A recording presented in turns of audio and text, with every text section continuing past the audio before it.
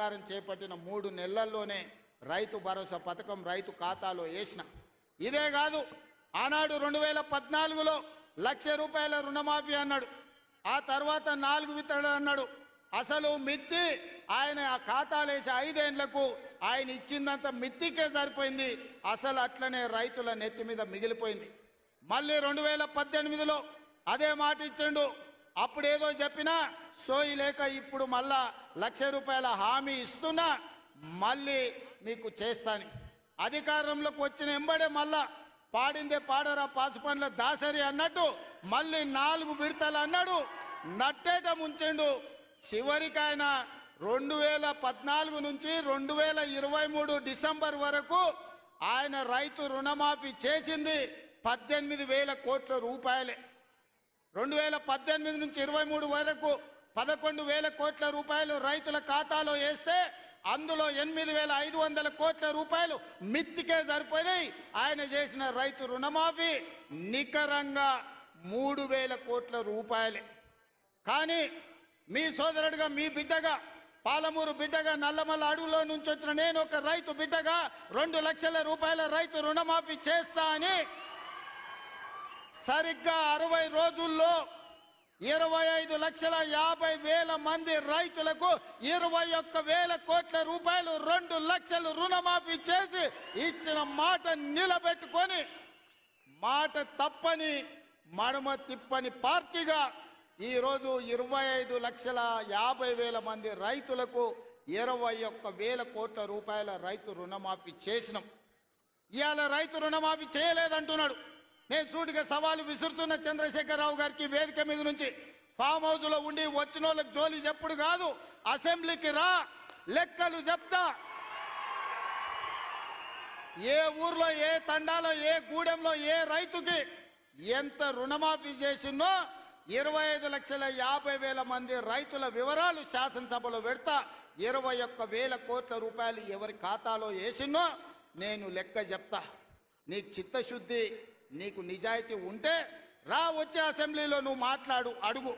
అదేవిధంగా ఆనాడు నువ్వు 5,000 రూపాయలు సంవత్సరానికి రైతు బంధు కింద 10,000 ఇస్తే నేను ఎన్నికల్లో 15,000 ఇస్తా అని చెప్పిన.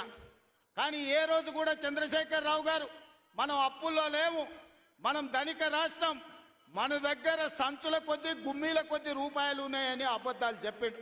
వచ్చి చూస్తే గుమ్మీలు ఖాళీలు ఉన్నాయి. గుమ్మి కింద పందికొక్కులాగా కేసీఆర్ కుటుంబం మొత్తం తిని కూసున్నది. అయినా అధైర్యపడకుండా 15,000 బదులు ఆనాడు నువ్వు ఇచ్చిన 10,000 ఎగ్గొట్టిన 10,000 కాకుండా ఇవాళ 12,000 రూపాయలు సంవత్సరానికి రైతులకు ఇవ్వాలని రైతు భరోసా కార్యక్రమాన్ని జనవరి 26 తారీఖు నాడు ప్రారంభించుకున్నాం.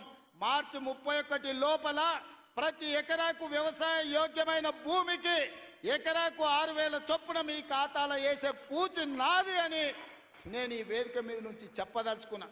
ఆయన అంటుండు ఎగ్గొడతారని. నేను నీలాక మాట చెప్పి ఎగ్గొట్టేటోని కాదు.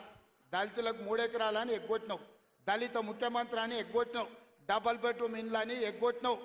ఇట్లా చెప్పుకుంటూ వెళ్తే 100 మాటలు ఇచ్చి ఎగ్గొట్టిన చరిత్ర నీది, పంగనామాలు పెట్టిన చరిత్ర నీది. చంద్రశేఖరరావు 10 ఏళ్ళు పరిపాలన చేసి ప్రజల దగ్గరకు పోతే డిసెంబర్లో అధికారం కోల్పోయినావు, జూన్లో డిపాజిట్లు కోల్పోయినావు పార్లమెంట్లో.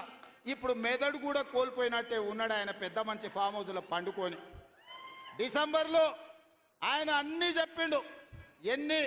ఆయన గుడీలు దర్గాలకు దస్తీలు కప్పిండు, గుడీలకు పోయి దండాలు పెట్టిండు. పెట్టిన తెలంగాణ ప్రజలు 10 ఏళ్ళు పెట్టిన ఆయన అరగోసకు ఇవాళ ఆయన గుణపాఠం చెప్పి ప్రభుత్వాన్ని దించిండ్రు. అట్లే అబద్ధాలు చెప్తే పార్లమెంట్లో గుండు 0 ఇచ్చిండ్రు. ఆయన గాడిద గుడ్డి ఇచ్చిండ్రు. అయినా బుద్ధి మారలే. 14 నెలల నుంచి అంట ఆయన ఫామ్ హౌస్లో వండుకొని గంభీరంగా చూస్తున్నాడు. ఎవరిని చూస్తున్నావా గంభీరంగా? అచ్చోసిన ఆంబోతులాక నీ కొడుకును అల్లుని ఊరు మీద వదిలినావు. మైసమ్మ మన ఏంది జాంగీర్పీర్ల దర్గాకు వదిలిన మేకపోతులాక ఊరు మీద పడి మేస్తా ఉన్నారు నీ కొడుకు, నీ అల్లుడు. మన జాంగీర్పీర్ల దర్గా కోసుకుంటాం కదా మనం, అట్లా జాంగీర్పీర్ల దర్గాను కూడా మోసం చేసిన 100 కోట్లు ఇస్తాను మా శంకర్ చెప్తున్నాడు. ఇవాళ రాజన్న సిరిసిల్ల ఆలయానికి 100 కోట్లు ఇస్తాను, ఆ దేవుని మోసం చేసినావు. ఈడ దర్గాను మోసం చేసినావు. పాలమూరులో ప్రాజెక్టులు కడతా అని, పాలమూరు రంగారెడ్డి ఎత్తిపోతలు పూర్తి చేస్తా అని, కల్వకుర్తి, భీమా, నెట్టంపాడు, కోయిల్సాగరు, జూరాల, ఆర్జీఎస్, తుమ్మిళ్ళ ప్రాజెక్టులను కడతా అని చెప్పి పాలమూరుకు మాట ఇచ్చి పాలమూరుని ఎండబెట్టి ఎగవేసిన దుర్మార్గుడివి నువ్వు ఈరోజు సంవత్సరం పూర్తి కాకముందే మా మీద వడేడుస్తురట. ఆయన కోసం ఎదురు చూస్తురట. ప్రజలందరూ బాధ పడుతురట. అయ్యా చంద్రశేఖరరావు గారు, 4 కోట్ల ప్రజలు ఎవ్వరు బాధపడతలేరు. రైతులకు రైతు భరోసా వచ్చింది, రైతులకు రైతు రుణమాఫీ జరిగింది, విద్యార్థులకు ఫీజు రియంబర్స్మెంట్ ఇచ్చినాం, రాజీవ్ ఆరోగ్య